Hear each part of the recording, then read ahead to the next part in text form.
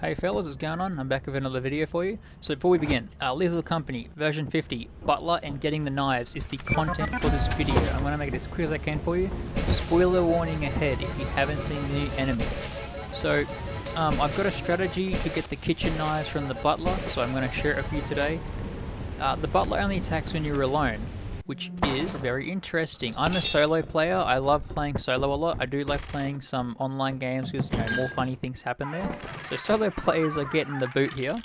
So the attacking when you're alone, it's similar to the Boonhawks, where they only attack when there's like, you know, they outnumber you. So the Butler likes to follow you around. It's strange because he loves to sweep the floors, which is it's very unnerving. It's very unnerving because he's always watching you. It's super strange as well because I actually saw him once. He doesn't. I don't think he cleans specific areas. I think he just picks a spot to clean and goes there. But a buddy of mine got, you know, killed by the Bracken and dragged away. And then when the Butler was following me around and one of my buddies, it actually started sweeping up the blood. I think it was just pathfinding and it wanted to sweep near us. So it was quite funny because we did think for one sec that he was actually targeting us, but no, not targeting the blood, sorry. But he wasn't. He was just walking around, found a spot, wanted to clean. Very cute. So they also most commonly spawn on Dine, which is very strange. So Dine will be getting some love now. When a Butler spawns, the ship will say scan for items, which, you know, when you scan for loot, you get that prompt scan for items. That's a bug that the Nutcracker has. The Butler now has it too, because technically the knife has value of 0 and it freaks the game out. Moving on from that, the Butler takes 3 to 4 hits with the shovel to die, or to kill, sorry, and then 1 shotgun blast to die. When he dies, he has a pushback effect, which is, in my opinion, super fun and chaotic. So if you're too close or in a certain spot, or jump if you want, it can blast you up or away, or it can kill you with falling damage, which is awesome because that has happened to me a couple of times, and you know, it's very strange to see my squad freaking out. Additionally, the Nutcracker has friendly fire, so the Nutcracker, depending on the distance from you to the Butler, can actually kill it in one shot, which can be terrible because the Butler, spoiler, squad wipes hard. So we're going to move on to that now real quick. So again, the Butler is a squad wiper. What this means is if you're unprepared or it's bad positioning, he will kill your entire team. So do not kill him until you're ready to leave. So make sure you've got all your garbage that you've found inside, you've taken it out to the ship, or at the very least taken it to spawn or just outside of the main entrance, or firing the door so you're ready to take it away. So he can and will demolish a team quickly. We just kind of established that. This is due to his second phase. So spoilers here again. When he dies, bees come out of him. So you can hear them inside of him, which is off-putting. Because when you come close to him with 2 players, he won't attack you, and you can hear the bees inside. The Butler has a unique footstep sound effect. I'm not very good at editing, so you'll have to forgive me, but feel free to look up the Butler sound effect on YouTube and hit up some other creators, because I think a few people already have the sound effects for him.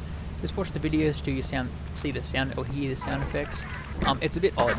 It's similar to this. It's not similar. Sorry. It's distinctive as the Nutcrackers, or the Thumpers, or the Quillers. Like his sound effects, once you hear them, you know exactly what they are.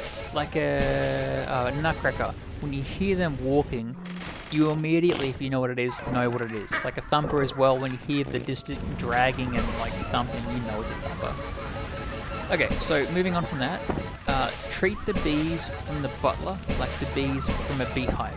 So without a beehive, they roam angrily and are super dangerous. So when you are ready to kill the Butler, you need to make sure of, this is my little list I've got, I'm sure I'll make it either more expansive or less complicated, but make sure of 4 things before you're ready to kill the Butler. The first is, where's the closest exit point? Can you grab the knife and make it back full sprint without dying? Remember, this is bees inside. Bees outside, like when there's no hive, go ape shitting like as faster than you. It's the exact same inside now. If you don't have enough sprint or are too fat and can't get out in time, you are dead. There's nothing about it, you are dying. So you need to make sure that the Butler follows you, so you can get a buddy, because, you know, by yourself he will kill you, but with 2 people, they won't. You could have 19 million Butlers and 2 players. They won't do anything. As long as there's 2 players around or more, they It won't touch you. So what you can do is you can actually lead them back to the fire exit, or main entrance, and kill them around there, which is an easy way to make sure you can get back without dying. The second step is, where are you right now, and what is around you? You don't want to go to a dead end. You don't want to get scared in a panic and go to a dead end. You need to have obstacles around you that you're aware of. So you don't want to accidentally run into a new room of bookcases or railings or like bunkers or the factory and not know where you're going. So you don't want to bump into them and lose distance from the bees. Third is what the hell did I write there? Sorry. Let your team know what is going to happen. Sorry, my bad. So killing the butler and getting ready. So you need to let your team know what's happening. Otherwise, the bees are going to go apeshit and kill your entire team. So again, you only need 2 players to let the butler aggro immediately onto you. So just radio, comms your team, send a message, transmit butler, ready to kill or something. Let your team know where he is and what's going to happen. Because you don't, first of all, probably kill him and see what happens, but, you'll probably get your whole team mad. So definitely just let your team know, hey man, there's a butler inside. We'll kill him at the end, just leave him for now. We can't be separate anymore. And, everyone's cool. And finally, most importantly, what enemies are around you? Did you see a Bracken, a Coiled, a Jester? You need to know what's around you. You don't want to be focused on the butler and get a Bracken, do you? Additionally, is there more loot you want to get out first? Again, butler only attacks when there's 1 person. So if you want more loot, get 2 people and run in. You don't want to kill the bees at the beginning because you can't go back in there. Because I'm pretty sure the butlers have an AI similar to the Jester, where when the Jester pops, it knows where you are. Or when the Bracken is around, it knows where you are. So you need to make sure you get the loot you want and you get out. Or at least get it close to an exit so you can go in, grab it, get out without dying. So moving on to the strategy to kill him, it's quite simple. So get in an area in similar size to the mansion main entrance room, so quite large. Have 2 people ready to not aggro the butler, because again, 1 person he'll start killing you, 2 people he won't. Have 1 player with a weapon and 1 player positioned close to kite the bees. So when the butler dies, he'll push back any player or players that are too close with a lot of force. So they're just going to disappear for a second or 2. So 1 person will kill him, disappear, 2nd person will then get ready to kite the bees and take the loot. Now the bees take roughly 2 seconds to emerge, so if you're close enough, you could actually run in, grab the knife, take a bit of damage and run away before the bees kill you. Additionally, the strat with the beehives is to do a little loop when you go for the beehives.